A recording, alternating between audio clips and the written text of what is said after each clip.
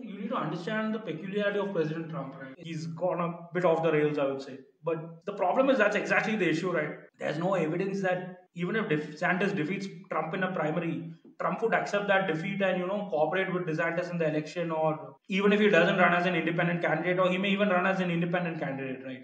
That would be disastrous for DeSantis even if he wins the primary. So it's a bit of a, I wouldn't even say catch 22, right? It's a bit of a chakravyuh for the Republicans because they're literally stuck with Trump, who will not, play fair and accept a defeat if he loses.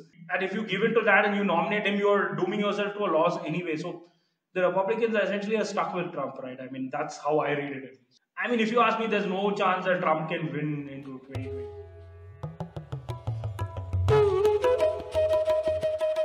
Namaste and welcome to the Bharat Vartha podcast. Thank you for tuning in. We put out a couple of episodes or more on politics, policy and culture every week. Do follow us on your favorite platform to stay updated on everything related to India. This week we have guest extraordinaire Rohit Jayaraman returning after a hiatus. Rohit is our resident political expert. Come elections, he slices and dices numbers in constituencies far and wide. On this episode, we're looking beyond our borders. The US midterm elections have just concluded. With a win in Nevada, the Democrats retain the Senate while the Republicans have the House. This was supposed to be a red wave, but it hasn't quite turned out that way. We'll discuss the results and their significance on this podcast. So Rohit, welcome to the podcast, man. How's life? Hi, Carrie. Always great to be back on the podcast. Life is good. How are you? All well, all well. We've missed you for long, so great to have you back. So Rohit, let's dive in. What do you see as the significance of the midterm elections? Could you explain things like the House and the Senate to folks who may not be tuned into how the US elections work? Sure. So the US, almost all of us know, has a presidential system of governance, right? So as different from India, which has a parliamentary system of governance. The basic thing that this means is that the head of state, that is the president, is also the head of government, while the legislature is sort of separate from the executive, and there are separate elections for that. So that's why the president is elected separately, and the legislature, which is sort of analogous to our parliament, is elected separately. In the US, the legislature is called the Congress, and just like our parliament has two houses, the Lok Sabha and the Rajya Sabha, the US Congress has two houses, that is the Senate and the House of Representatives. The House of Representatives is broadly analogous to what is the Lok Sabha in India. It has 435 members, like our Lok Sabha has 543. It's interestingly elected every 2 years, as opposed to 5 years in the case of our Lok Sabha. This was created by the people who founded the US Constitution as essentially a device to keep their the members accountable, because it's very you're literally facing the electorate every 2 years. So the entire House of Representatives, that's the 435 members, they are elected every 2 years in elections that are broadly, very similar to how we run our elections, right? There are 435 constituencies and people vote and the winner gets elected.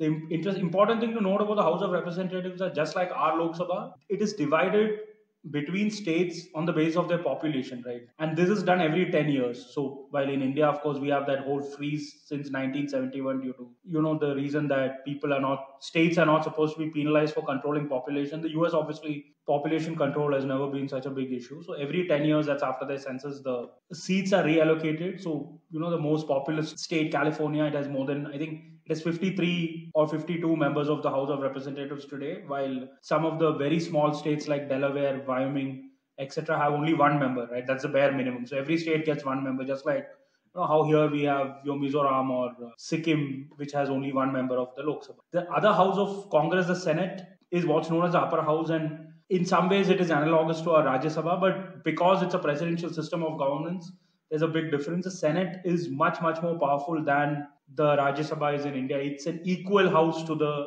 House of Representatives, right? In the sense that everything has to be passed in the House as well as the Senate. While in India, you have a couple of things where one, the Lok Sabha passes a bill, the Rajya Sabha rejects it. If it's a money bill, the Lok Sabha can again pass it. The Rajya Sabha has no option. There's a lot of litigation around that today due to certain innovative methods used over the last few years. And otherwise, also, you can always call a joint session of parliament, right? I mean, where the Rajya Sabha gets outvoted just because of numbers. The Rajya Sabha has only 250 members, while the Lok Sabha has 543. The US Senate is different. You don't have any such mechanism to override it using the House. That's one. And two, there are certain things where, the House actually doesn't have a say and the Senate has a say, like the confirmation of judges. I'll get to that later. As well as the the confirmation of ambassadors. For instance, there's a lot of chatter in India on how President Biden hasn't appointed an ambassador to India, right? So one of the big reasons why that's actually not happened is that the person he's selected for the job, a former mayor of Los Angeles, Eric Garrity, he's simply not able to get enough votes in the Senate, right, to actually get confirmed. So that's one big difference. The Senate is a very powerful house, even as the upper house. Other big difference, and I think this is very, very important to understand the entire US political system, is that the Senate gives each state equal representation. So there are 50 US states, there are 100 senators. Each state has two senators. So, just like how I said California has 52 members of the House of Representatives, it has only two senators. While Wyoming, which has only, one out of 435, also has two senators out of 100. And this, of course, now people say this is undemocratic and a lot of other stuff. But you need to understand where this came from, and it essentially comes from the simple point that the United States came about as a creation of states, right? I mean, states came together to form the United States, as opposed to India, where the Indian states can be created and dissolved by the Union at will, as we just saw with Jammu and Kashmir, of course. And there was, of course, this episode of Telangana's creation where Andhra Pradesh never wanted to create Telangana, and this parliament just bulldozed its way through, right? That doesn't happen in the US. Each state is sort of a sovereign entity in some senses, and you can't just tomorrow, the US Congress and the US president can't decide that I'll break California into five, or it'll merge California with Oregon. It can't do any of that. The Indian Parliament actually can do that. It can tomorrow just say that Maharashtra and Karnataka and Gujarat are all one state. Obviously, there may be real world consequences, but there's nothing that prevents, at least constitutionally, this from being happening. That's where this thing that each state has two senators that's where it comes from. That it's a way to protect the interests of the smaller states. Of course, these things were created almost 250 years ago now, and it has its own signs of wear and tear. But I think it's a remarkably robust system which is held up. But considering that every bill has to pass through both the House and Senate, with of course some exceptions, doesn't it also mean a lot of filibustering, a lot of nothing just gets done, irrespective of who's at the helm of things? Yeah, so I think that's something that comes across a lot in what I would say are uninformed commentaries on how the system operates, right? In the sense that the United States government is meant to do things only if a large number of people want it to be done. And you need to understand where the people who framed the US Constitution were coming from, right? They were essentially classical liberals who did not see the government primarily as, something that had to do a lot of things. Like, this interpretation of the Constitution, of course, has changed over the last 250 years for a variety of reasons. But essentially, that's the structure of, and there's only so much you can interpret it. As in, what you just said as a bug is actually a feature, in the sense that for you to change the status quo, you need a lot of support, right? So just because somebody got elected, President Biden got elected by very narrow margins in 3 states. So the idea is that doesn't give him a carte blanche to rewrite the way of life in the United States as he wants. There have been exceptions, of course, right? I mean, President Franklin Roosevelt won by a huge majority over a period of time. He drastically changed how the system operated. President Woodrow Wilson was another who changed how the system operated. President Ronald Reagan made a lot of changes. Bill Clinton made a lot of changes. So did President Barack Obama, right? So these are people who've been able to, make significant changes because of the size of their majority in all the houses. And I think you use the term filibuster, and that's a very interesting term, right? What filibuster actually means is it's actually sort of a super majority system in the Senate. So what that means is that the Senate till very recently had this rule that for any legislation to actually get passed, you needed 60 members voting for it and not 51, which is, the correct number just based a single majority. So that's essentially a self-imposed restraint by the Senate, which has survived for many, many years, that, for anything to actually pass and change, there's a higher threshold that's required. The only exception to this is something called reconciliation, and I'm not getting into the exact details of what exactly reconciliation is. But essentially, this slows down the ability of the Senate to do a lot of things, right? And it's a self-imposed restraint in the sense that this rule itself can be changed by 50 plus 1 members of the Senate at any point of time. So, and that's where I think it's very interesting to see that, unless you have those numbers, all points of time, you need 51 members to change this rule. A lot of members are unwilling to change the rule even for things that they support personally, right? So it's basically an inbuilt protection, you could say, for the minority And this again comes from the history of the Senate, right? It's very, very recently that you've started seeing states elect only politicians from the party they typically vote for in presidential elections as senators. Now, if you look at how the Senate is, almost all states have uni-party delegations, right? I was just doing a rough count a couple of days back, and after these recent set of elections, I think Maine is one state which has a different senator. Another one is Montana, and I think Oregon has, and Wisconsin has. It's a really small number of states that actually have the two senators coming from two different parties. While historically that's not always been the case, and all parties had different. Both the parties, that's the Democrats and the Republicans, had different wings. There was a lot of self-sorting that happened, interestingly enough, only over the last 10, 15 years, which is when, of course, a lot of us have also gotten interested in US politics to that extent. But these are sort of relics of the past, which may or may not survive the next few years. Right. So, what were some of the biggest issues going into the election? Was it the economy with the inflation being high, or things like Roe v. Wade? What were some of these things that were top of mind for the voters? So I think we need to start with understanding the state of play, right? So what happened after 2020 was, of course, President Biden won. He became the president of the United States. He also led his party to a very narrow majority in the House of Representatives. That is, I think it was 219 to 216 or something on those range. I mean, I may be wrong on the exact numbers, and you can see from the number that it's very little, right? Like there's very little in there. The Senate, interestingly, was divided 50-50. Like there were 50 Democrats, or, I think technically 48 Democrats and two people. That one is Bernie Sanders and the other is Angus King, who are technically independents, but they are part of the Democrats for all practical purposes. The technical term here is that they caucus with the Democrats, and the Republicans had 50 senators. So it was a tie. And because the vice president, as per the rules of the Senate, the vice president has a casting vote. So Kamala Harris, as the vice president, was effectively the 51st vote.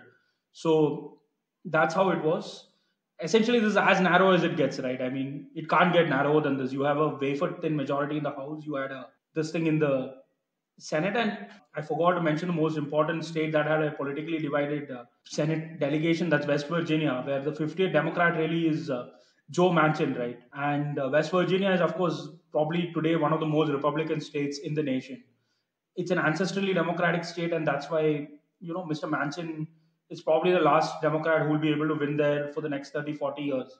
So he had won in 2018, and he's essentially, I would say, somewhere on a bit on the left economically, but a bit more to the right than the Democrats socially on a lot of issues, especially on climate change, right? Because West Virginia's entire ethos is built around production, large scale production of coal.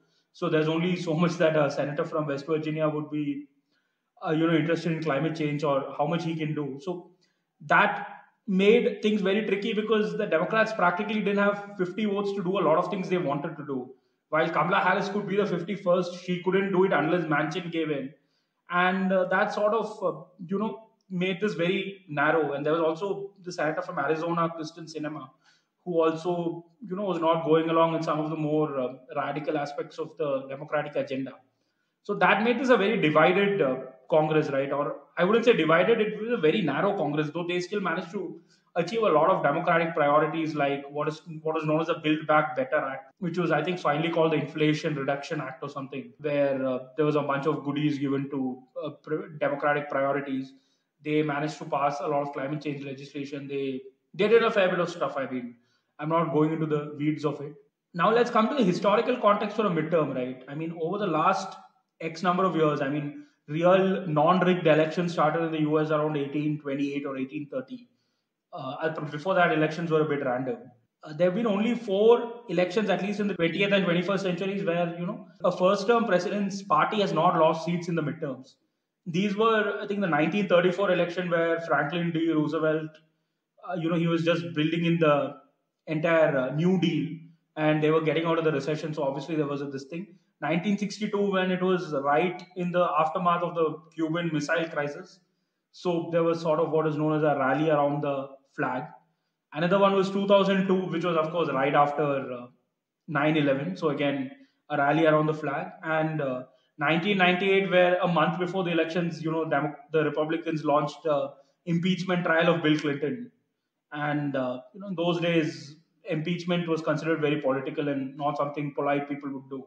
So that just became a huge boost for the Democrats. And you compare that to this year, and I mean, there was no rally around the flag, right? Like Biden's approval ratings started collapsing sometime in middle of last year, and it was directly linked to the Afghan withdrawal, right? I mean, while there was obviously a lot of commentary on how Americans wanted to withdraw from Afghanistan and all of that, I think the way it actually transpired out, it sort of looked like a fiasco. It definitely hurt his ratings. Obviously, COVID has been there. There were huge issues with COVID and restrictions around COVID, especially in certain sectors like education, etc. And that's where Glenn Youngkin, the Republican candidate, managed to win Virginia in the gubernatorial election last year, right? And that was quite unexpected because Virginia is now increasingly trending Democratic, or is almost pretty safely Democratic. So that came about a lot due to dislike among voters for some of the more restrictive aspects of the democratic agenda towards COVID, right? Especially on public education. Essentially, people wanted schools to be opened. There was also this whole thing around critical race theory. So that's part two of it. Part three was inflation, directly linked to a huge amount of stimulus pumped into the economy during COVID, first by Trump, then by Biden. And then, of course, you had the whole Russian war. I mean, the Russian war on Ukraine has messed up oil prices, and there were domestic factors also. But essentially, there has been a supply chain issue, right, in the US over the last couple of years, and that's resulted in heightened inflation. So these were some of the factors, and if you look at all of this, Republicans should have had a bumper midterm, right? Like it happened in 2010 when, on the back of a very huge backlash to Obamacare, the Republicans actually gained 63 seats in the House of Representatives, nearly gained control of the Senate. They gained, I think, 6 or 7 Senate seats, right? The only reason they couldn't go through with it was because, one, they were too far behind, and they had nominated a few, candidates who may not have been the most electable. We'll come back to that when we discuss this election, but that's what happened in 2010. 2014, again, Republicans had a great midterm. 2018, Democrats had a great midterm, right? They just absolutely pummeled Trump. The Republicans lost control of the House after 8 years in 2018 because of the thrashing they got. I think around 40 seats were lost by the Republicans in 2018. So 2022, I mean, I would say the beginning of the year or even till April, it looked sort of like that. What really changed, and you sort of mentioned about Roe v. Wade, and that was the first thing that sort of helped the Democrats, right? In the sense that the Dobbs decision by the U.S. Supreme Court, it overturned a 50-year-old precedent on abortion. Now, this is a very complicated issue, not going into the details, but even on how it polls politically, but the way it actually, played out politically after the decision was leaked was disastrous for the Republicans, right? There was a referendum in Kansas, they called it a proposition to ban abortion, failed. And Kansas is supposed to be a red state, right, or Republican stronghold, failed miserably. Republicans started underperforming in various special elections. Special elections are essentially, what we call by-elections in India. So there was an election in Minnesota, they underperformed. There was an election in Nebraska, they underperformed. So it was pretty clear that the Republicans were running into headwinds. And then the Republican primaries happened, and that's where I think the elephant in the room comes out, right? The personality of President Donald J. Trump, in the sense that, this whole thing has essentially come out from his inability to accept that he actually lost the 2020 elections, right? I mean, he just refused to accept that. He's alleged voter fraud in a few states. There was, of course, Georgia was one of them, Arizona was another, and we'll get to both of those states when we discuss the results this time. But Pennsylvania was another, and essentially, President Trump just failed to accept that he lost the elections, right? And he did what was known as, I mean, his supporters did what was known as the Jan 6, this thing of the Capitol, right? Like it's called an insurrection, and I mean, it was quite a clownish attempt. Storming of the Capitals. You can call it an insurrection, you can call it a storming, you can call it a clown show. I mean, whatever it was pretty stupid. And what had happened was it had, because of all the other issues I mentioned, whether it is the entire COVID issue or Afghanistan or inflation, it had sort of lost prominence though over the last 1.5 years. But what happened in the Republican primaries was Trump just went after anyone who refused to accept his vision of 2020, right? That it was stolen. And multiple Republicans had obviously, I mean, not everyone had agreed that it was stolen, right? I mean, different people had different approaches to the issue. Like the leader of the Republicans in the House, Kevin McCarthy, essentially tried to do some sort of Heisenberg's this thing of the election, saying it was not a fraud, but it was a fraud, or it was a fraud, but it was not a fraud. Some Republicans vehemently said it was a fraud. The most relevant of them for our discussions would be Carrie Lake, Doug Mastriano. I'll get to who they were and how this played out here. There was Adam Laxalt in Nevada. There were a lot of Republicans who essentially, as in the median Republican politician, probably just wanted this issue to go away, right? I mean, it was a lose lose. I mean, there was no, like, it was just not making any sense. But some of them also tried to hold Trump to account for his views. So there was this impeachment of Trump, which passed the House, of course. A few Republicans voted for it. One was Liz Cheney, who became very famous, who lost her primary. Then there was Jamie Herrera Butler from a deep red Republican district somewhere in Washington state, who finally got primaried by a Trump supporting individual called Joe Kent, right? I mean, essentially for basically impeaching Trump. A lot of people who Trump deemed, I would say, insufficiently loyal to him. So he just went after them in the primaries. And you could see that, like, I mean, we can go through some of those states in some detail. So in Georgia, essentially, Trump picked this former American NFL player, Herschel Walker, to be the candidate. And, the Republicans just gave in. Like, they couldn't find anyone else. And Walker was known to be a bit of a weak candidate. He's underperformed pretty badly.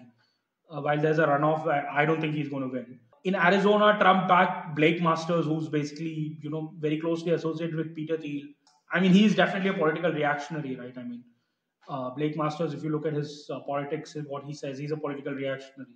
He also believed in what Trump said about the 2020 elections being stolen. So Trump backed him in the primary. He managed to beat the Arizona. I think Mark Bromwich, I forgot what his. I think he was Attorney General of Arizona. Was a more moderate, or I would say less Trumpy Republican, right? I don't think the term moderate and conservative necessarily, captures the differences between Trumpist politicians and anti-Trumpist politicians. So I would say he was a more mainstream Republican. He was driven out essentially. Same thing happened in the race for governor. I forgot who Trump backed in Arizona again, who Trump sort of opposed, but Carrie Lake became the nominee for governor. She was vehement in saying that, the election had been stolen. There was a lady who was running for treasurer in Arizona who wanted to be the governor of the Senate. Trump said, no, I will not support you. He literally drew her out of it. She's today the only Republican who's actually winning an election in Arizona. So that's happened. In Pennsylvania, another state where Trump's intervention created a lot of chaos, he backed this guy called Doug Mastriano, who actually supported the January 6th storming, right? I'm not sure if he was actually a part of it or he supported it, but he was very prominent around the events of that. Mastriano actually managed to lose the gubernatorial election in Pennsylvania by larger margin than Lee Zeldin lost in New York. Though, I mean, even Lee Zeldin is an election denier, so as to speak. But he was a really unsuitable candidate, right, Mastriano. And Trump supported Dr. Oz for the Senate in Pennsylvania. Again, someone who people had a lot of concerns over because he wasn't from Pennsylvania, right? And I mean, he was called a carpetbagger, so as to speak. He's basically from New Jersey. He just moved across to try his luck at being a senator. And this is a big thing in America, right? I mean, we also know it in India, outsider, insider, whatever. But he lost by a narrow margin, and I think more than Oz's problem is Mastriano being so vehemently unsuitable was probably something that dragged Oz down with him. Because Oz didn't lose by a huge margin, but whatever. In Wisconsin, Trump again picked, I forgot the name of that person, but he essentially picked him over another candidate, essentially because the second candidate's daughter had dated the son of, or vice versa, of a judge who had ruled once against Trump and some point of time, like, and that guy was again eminently unsuitable. They lost in Wisconsin, they lost in Michigan by a huge margin. So essentially Trump intervened and created a lot of chaos, right? And leaving, I mean, now that we've gone through what all Trump did or didn't do, and what also happened was, if you ask me, one big positive for the Republicans over the cycle was Trump was off Twitter, right? So nobody could really listen to what he was saying while he had Truth Social and he was saying whatever he was saying. It wasn't getting any attention. But of course, as the elections drew closer, he was holding rallies. The Democrats also wanted to play up what he was saying. And his statements just became more this thing. And I think Trump sort of thought that there would be a red wave, right? So he sort of claimed that, he announced that there would be a rally on the 14th, I think, That's tomorrow, where he would announce something big. Now, the idea behind this obviously was to sort of leverage the midterms immediately into an announcement for re-election. Which, again, I mean, Trump is Marmite, right? Like a lot of people don't like him who might otherwise want to vote for Republicans, and Trump coming so firmly into the national scene just the last 3 4 days before the midterms, I don't think helped the Republican cause at all much. And then, of course, the day before the election, Trump went after Ron DeSantis, and we'll get to DeSantis in a while. But I think he called him desanctimonious either before the election or just after it. But I think it was before the election, and I mean, just Trump just messed it up, right? And I'm not piling in on Trump. I mean, I'm not a reflexive Trump hater, but I think on the whole, he just messed things up a lot for the Republicans, right? You can see that in the results. I mean, let's come to the results. As of today, the Democrats have 50 Senate seats with one runoff, which I just mentioned in Georgia, which they're most likely to win. So they'll probably end up with 51, which means that they actually gained a seat, right? And that means Joe Manchin is actually no longer very relevant for the Democrats. Like they have 51 seats, they have 51 votes in the Senate. They can get to 50 without Manchin. That's going to be very consequential. This is not what the Republicans expected. Like the Republicans are probably expecting around 51 to 52 seats. We can discuss the polls a bit later. In the House of Representatives, the Republicans, I think, are going to end up with around 220 to 221 seats, as opposed to that's what 221 to 214 or 220 to 215, and it's not done yet. So it's entirely possible that over the next 5 days, as California, Arizona, etc., finish counting the ballots, that the Republicans will actually end up with. They may even not get control of the House, right? I mean, it's a disastrous outcome if you consider the fact that they started at 218. I mean, Democrats only had 219. These guys just needed to flip it, and because of the entire redistricting that I mentioned at the first, where seats were they're doing a delimitation, what we call in India. Republican seats actually increased, so like they've really gone nowhere in the House also. So all in all, it's been a disastrous election. They've not been able to flip any governorships. They couldn't flip Wisconsin. They couldn't flip Michigan. They couldn't flip Pennsylvania. I'm not sure if they would be able to flip Nevada. It's still getting counted. They might even lose the governorship of Arizona, which has been in Republican hands for ages, right? And again, the outgoing Arizona governor Doug Ducey is again someone who Trump sort of ran out of the primary. So that's broadly where we are.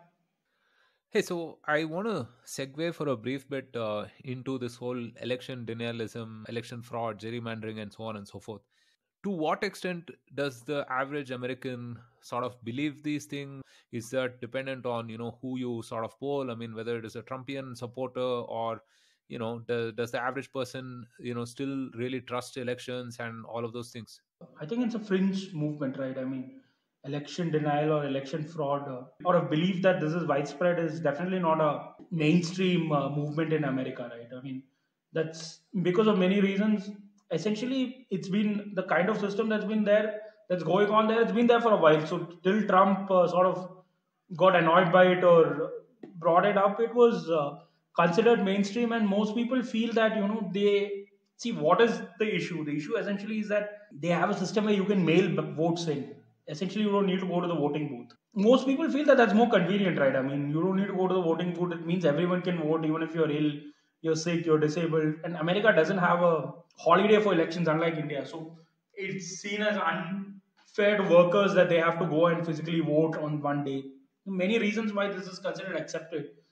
And what's actually happened is the thing. If you feel certain rules are unfair, it's you just try and change it, right? I mean, people have been trying to run a EVM denial movement in India now for a fair few years. It has zero takers, right? I mean, there is a general belief in the state, right? And it is there. The more sophisticated the state is, the more that belief is. And US is fairly sophisticated as a state. Yes, there are groups of people who feel that it's not going in the right direction or whatever, but I think that widespread kind of civic derangement that is required for a majority of people to believe that elections are rigged, that's definitely not the case in the US. So let's get into the demographics of the voters and how it actually panned out in this election, right? So if you look at some of the key voter bases, the blacks, they seem to have movement, especially among black males who are slowly turning Republican, right? And similar movement in Latinos as well, although that may not be prevalent in larger states like California. So what do you see happening? I mean, was this the election where the white women made all of the difference in terms of voting against Roe v. Wade reversal as such? It's a very interesting question, right? Because demographics are a set of interlocking factors, and it's not very clear at this point as to what exactly happened. Let's start with the women thing, right? See, white women, especially unmarried white women, have been a big voting bloc for the Democrats for a while now. It's not like it just happened this election or the last election. There was actually a movement away from the Republicans among married white women in response to Trump 2018, 2020 that actually caused issue for the Republicans. And I think there was an expectation that that would reverse, which probably, and it actually happened in 2020 in some of the congressional elections, Senate elections, etc. Right? Which didn't really happen this time, probably because of Dobbs. So I think that's one thing that the gender gap is increasing. And unmarried white women or unmarried women per se are really the core of the Democrat constituency, right? And that relates to something else which I think people need to understand about this election, that there was a turnout issue, right? And turnout till Trump came on the scene, the Republican constituencies were generally more ready to turn out. So if there was a lower turnout, it invariably helped Republicans because your country club guys, the man, the woman, they will all go out and vote. That sort of changed with Trump because a lot of those suburban people actually moved to the Democrats, especially women. After Trump, now today, the Republicans' most dedicated voter constituency from a gender perspective is probably unmarried men, who are literally the least propensity voters around, right? There's a couple of articles that came out on it. This is a long term structural issue for the Republican Party, at least in terms of the priorities it is trying to address today, that it is more likely to appeal to unmarried men. And unmarried men, especially in the United States, for a variety of reasons, are probably the least engaged group of people politically, right, as opposed to unmarried women who are generally more politically aware. The other core Republican demographic, of course, is married couples. But I mean, if you look at American marriage rates, you can see that why betting on married couples is a fool's game at this point. So that's part one of the demographics. On the racial part, right, we still don't have full data, especially on Hispanics, because a lot of Hispanics live in California, and California hasn't finished counting its votes. It probably won't for a week or 10 days more. So we can't be sure. But there was definite Hispanic movement, right? Let's start with Florida, where, the tightest swing state of the past 20-25 years just became a deep red state in 2 years or 4 years, right? Like Ron DeSantis had won by around 1% in 2018. This election, he won by 20%.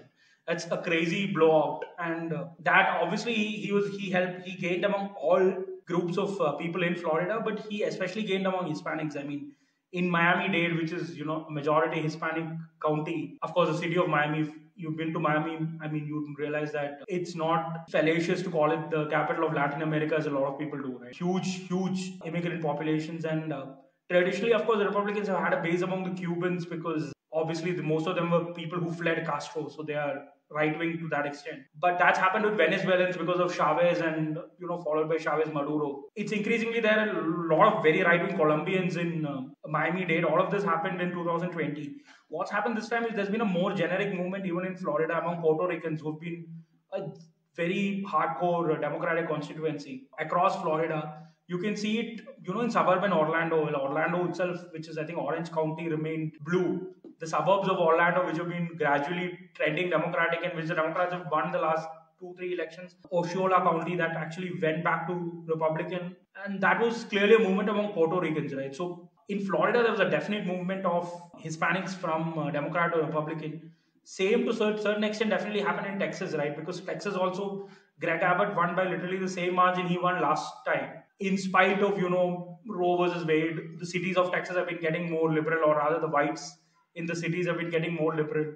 2020, Trump was saved by a Hispanic movement in heavily Mexican American South Texas, which is literally the Mexican border. The same things happened this year again. So there's been again a movement among Hispanics there. In California, while the votes are not counted, I was seeing a couple of tweets by Dave Wasserman from the Cook Political Review. That's a fairly important American political publication. That in heavily Hispanic parts of Los Angeles, there's been a movement, or Los Angeles County rather, there's been a movement from Democrats have lost votes, right? So there has been Hispanic movement, and you can see that in the overall popular vote, right? Like whatever numbers we have been citing that Republicans gained only 219 or 220 seats. The House popular vote pending California counts is today at Republican +5, right? It'll probably end at +3 or something. So what's happened is over the last 10 years, the Democrats, why did Hillary Clinton lose the presidency while winning the popular vote, right? Because she was raking in margins in places like California and basically wasting votes. What's happened is the Republicans actually have sort of started gaining with those kind of people in those areas. New York this time was very tightly fought. California is most probably going to end up being looking more Republican than it was 4 years ago. At the same time, the Republicans have regressed in what is called the Rust Belt, right? Pennsylvania, Michigan, Wisconsin. So what's happening is the exact same structural benefits that helped Trump win in 2016 while losing the popular vote are now turning itself on the Republicans, right? And that's basically that the white vote, due to the way it's distributed, is actually more crucial than it is in terms of sheer numbers, right? So that way, it's actually become a losing trade for the Republicans. Do you think that the Republicans perhaps should have waited on the Roe v. Wade thing? I mean, if you look at some of the Democrat campaigns and everything, they really went hard on that, right? I mean, you look at someone like even Gavin Newsom in California, who a lot of people thought was abjectly bad, got voted back. So, do you think that there would have been some merit in waiting till the elections were done to sort of enforce that, or you think, I mean, they couldn't risk that? See, end of the day, it's a judicial decision, right? While the judges are Republican, they were appointed by Republicans. They'll do it as per the timetable of the court. And if you ask me whether the judges should have waited, I don't know, right? Like the case came, they had to dispose of it one way or the other. The other thing, and a lot of Republicans have been saying it, and obviously there are people who are more, what I would say, traditional Republicans. So they support the decision while hate Trump. Are saying that how does it matter?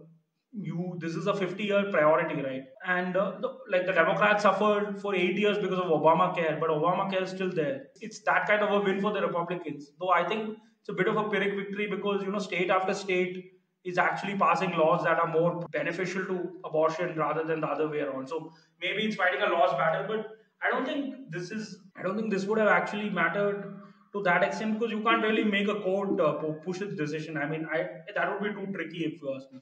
Right. Let's talk about the crux of this, which is the whole Trump and DeSantis dynamics, right? Given, the margin with which DeSantis has come back, and given all of Trump's candidates have pretty much lost, right? I think it was all right. Is this the end of the road for President Trump?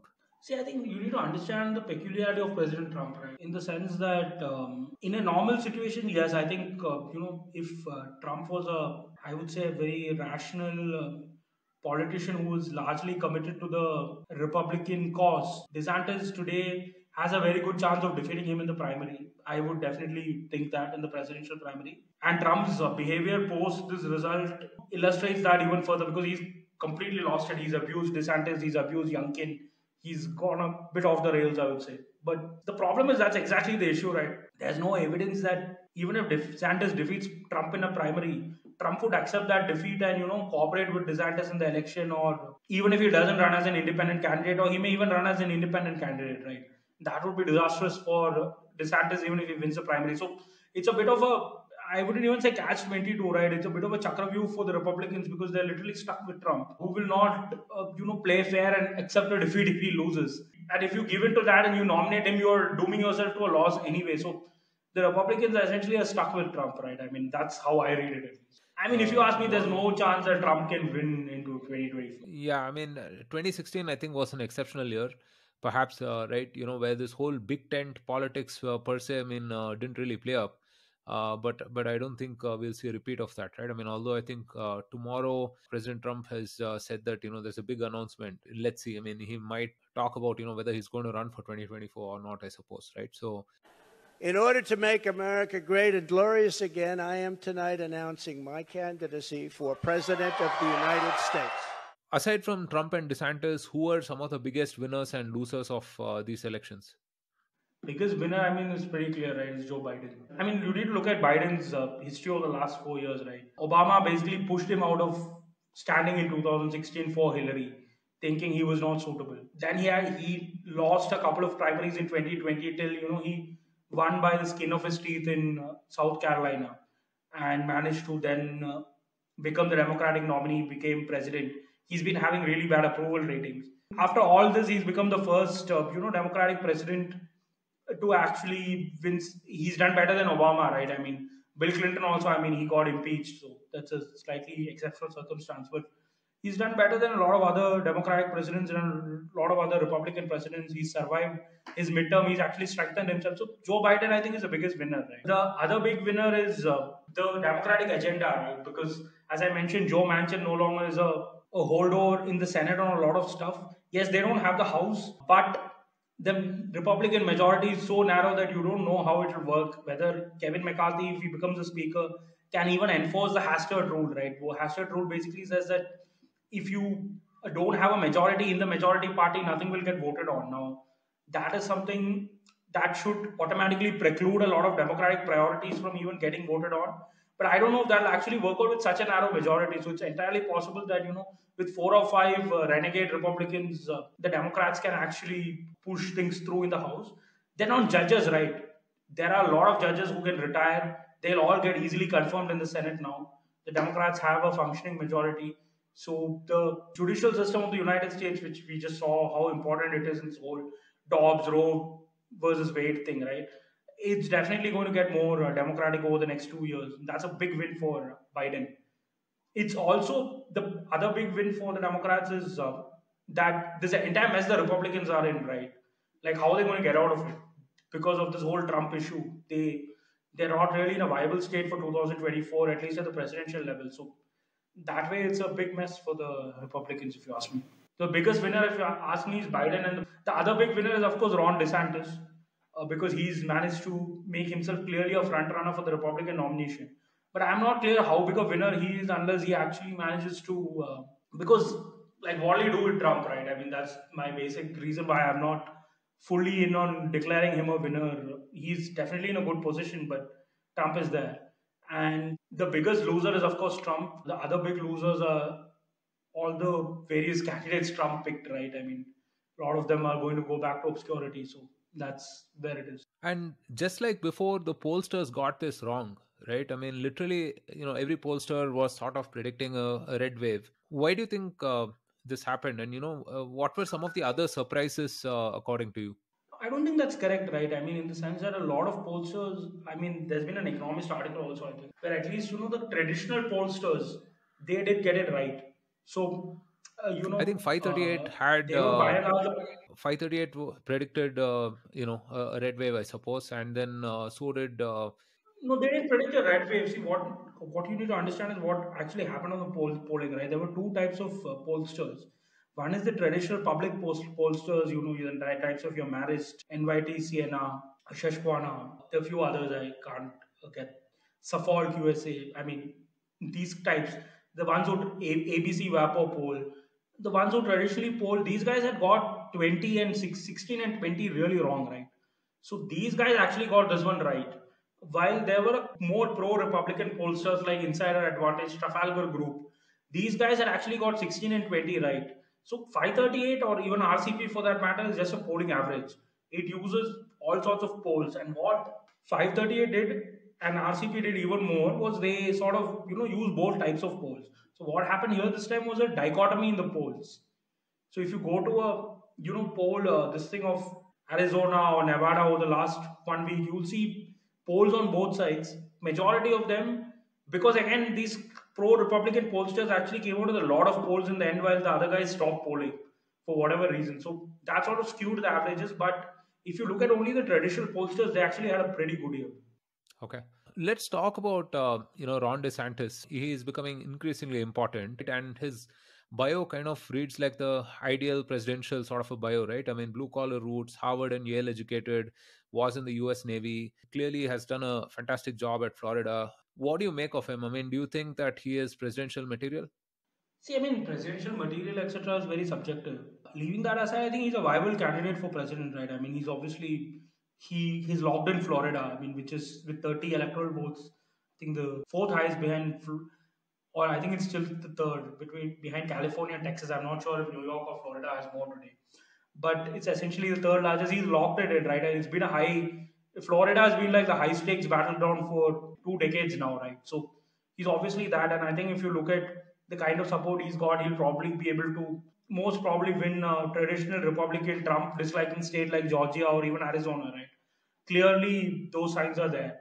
But again, as I mentioned, I think the issue for DeSantis really would be twofold. One is what I mentioned about Trump, that Trump would cooperate or not.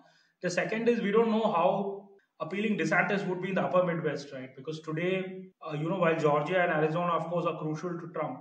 If you remember to the Republicans, if remember Trump initially, the whole thing about Trump was he broke that blue wall, right? Pennsylvania, Michigan, Wisconsin in the Midwest, and I mean there was Ohio also and Iowa, but Ohio and Iowa today I think are no longer competitive. They're very solidly Republican states at all levels. Whether DeSantis can break through in Pennsylvania, Wisconsin, and Michigan, I'm not sure. I think he can in Wisconsin.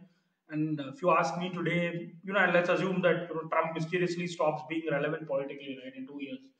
Let's assume it's just a straight fight between DeSantis and Biden. I would say DeSantis has a very good chance, right, because he can. I would put my money on him winning Georgia and Arizona for sure. In addition to all the states Trump won last time, he has a better than even chance of winning Wisconsin. He has a 50-50 in Pennsylvania. I don't think he can win Michigan. That's my reading of it. But of course, things can change in 2 years on multiple factors. I mean, there might be a recession this year which will end, and by 2024 November, the economy might be booming, might be low inflation. I don't know. The war might end. That's one part of it. The second part of it, of course, the whole Trump thing. Anything can happen. Like really, like I mean, I wouldn't. But I think DeSantis is in a very good shape if not for Trump. Right. All right, let's look at what either party can do from here, right? We'll start with the Democrats. Clearly, difficult times right now with the Russia-Ukraine war, the economy in shambles. There are more than a few difficult decisions ahead. 2023 is not going to be easy. Where do they go from here? What would you do? I mean, if you were in the strategist shoes in the Democrat Party? See, I think the Democrats have, by and large, managed to. I mean, they did well this time, right? And what do they do well on? They did well basically by casting Trump as an extremist, casting people who are linked to him as an extremist. They actually did certain really smart, I would say, or slash cynical things by supporting Trumpist election deniers in primaries, who eventually won the Republican nomination and were easy to beat for the Democrats in the general election. So what the Democrats are essentially doing is they are pursuing their agenda. I mean, it's much more progressive than even Obama's agenda, right? It's a very, very radical Democratic Party. Like they are doing things that weren't considered mainstream even 10 years ago. At the same time, they've managed to sort of change the narrative to issues with the Republicans, with of course a lot of help from the Republicans themselves. I mean, or at least from the Trump part of the Republicans, right? I mean, we're talking about really random things like election denial or whatever else that they're talking about. And of course, Dobbs, though I don't think Dobbs will be so relevant in 2 years because this was one-time thing. So I think the Democrats really don't need to do anything. What this has also done is it's also solved a very thorny problem for them, right? If it was going to be a red wave, what might have happened, I think, is that the Democrats would have been tempted to dump President Biden, right? Because he's also 80 years old and prone to gaffes while speaking, etc. So he clearly has his own issues. But if he had been dumped, the Democrats had a huge problem because the vice president is Kamala Harris, who's really unpopular. And because she's a woman and she's a woman of, who identifies herself first as a black and is otherwise also of mixed Indian and, African American heritage, I think Jamaican heritage, sorry. Demographically, she's not a person you can kick off a ticket when she's a vice president. Like in 2028, it might even be more. It might be more different because it can be considered an open primary. But in 2024, if Biden runs, I think it doesn't run just because of the way the Democratic Party is set up and the factions inside it and the kind of constituencies it appeals to. It's very difficult for it to not nominate Kamala Harris as its presidential candidate. That's a huge problem for the Democrats because I think she is genuinely the only person who Trump can actually beat, right? I mean, like I would say DeSantis would probably run the table with her, but Trump might actually just beat her. Like I would say she's as electorally weak as Hillary Clinton was, who was really weak. So making Biden viable again has really helped the Democrats just from this perspective. From a Republican, so I think that's what it is from a Democratic perspective. They just need to do more of the same. That's it, and hope that Biden can run in 2024. I mean, he's pretty old, so has physical issues, bigger physical issues than he has now. Then that's a problem, but. Otherwise, I think Democrats are well on their way to repeating a good number in 2024. The Senate map is very unfavorable for them. They have a lot of senators from deep red states who are like West Virginia. Manchin is up for re-election. Sherrod Brown in Ohio is up for re-election, and John Tester in Montana. It'll be a bit of a stretch for them to get all three of those elected in a normal presidential year, like even 2020 was, right? So if the Republicans gain 3 seats and hold on to all their seats, and I mean, Republicans, if Ron Johnson just got elected, they lost that Pennsylvania seat. I think the Republicans are, by and large, they're going to hold on to whatever they have. I mean, you would be probably looking at a Republican Senate in the next year, in 2024, but that's a long-term issue. Bigger issue, I would say, is the presidency. Right. Let's talk about the grand old party. Where do they go from here? We mentioned, some of these states turning Republican, right? And some of these demographics skewing towards voting for them, right? How can they sort of capitalize on this movement and, do a fantastic job in 2024? I think I would say they're in absolute disarray, right? Because of two things. One is the personality of Trump. I think the first thing the Republicans, and then I can't see a way forward for them to do this. But they really need to get him out of the system politically, right? He is right now an albatross around the Republican Party. And here I'm not saying the kind of ideals he promulgated or whatever he said, and I mean, he said a lot of stuff. But at this point, as a person, Donald Trump is an albatross around the Republican Party. Any primary he nominates a person, that guy inevitably wins the primary but loses the general election, and that's a huge problem. At the same time, he refuses to go away quietly. So this is the biggest problem.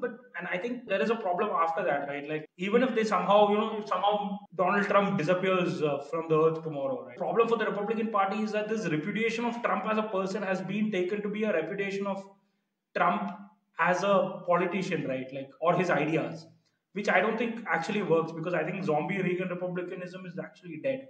You do need some sort of populism, which is what Ron DeSantis did in Florida, right? I mean, he took on the teachers' unions, he aggressively pushed back on critical race theory, he did a lot of things. Like, I mean, Democrats hate Ron DeSantis, he's not a moderate in any shape or form, right? Like, how do you manage to curb that in? And that's how you can get your new voter demographics you're talking about, right? Like Hispanics or black men, or play upon some of the social things Democrats are up to. But what's the issue really is that the core of anti-Trumpism in the Republican Party is from people who are economically very much on the right but socially liberal, right? While I would say that the future politically of the Republican Party, at least, is where Trump took it, which is economically on somewhat, I wouldn't say on the left, definitely, but slightly more moderate than Republican traditions of the past, but definitely much more hardline socially, right? I mean, on a lot of things. And I'm not talking about hot button issues like say gay marriage, or I mean, gay marriage is a closed chapter in America now, even abortion. But some of these things like taking on unions,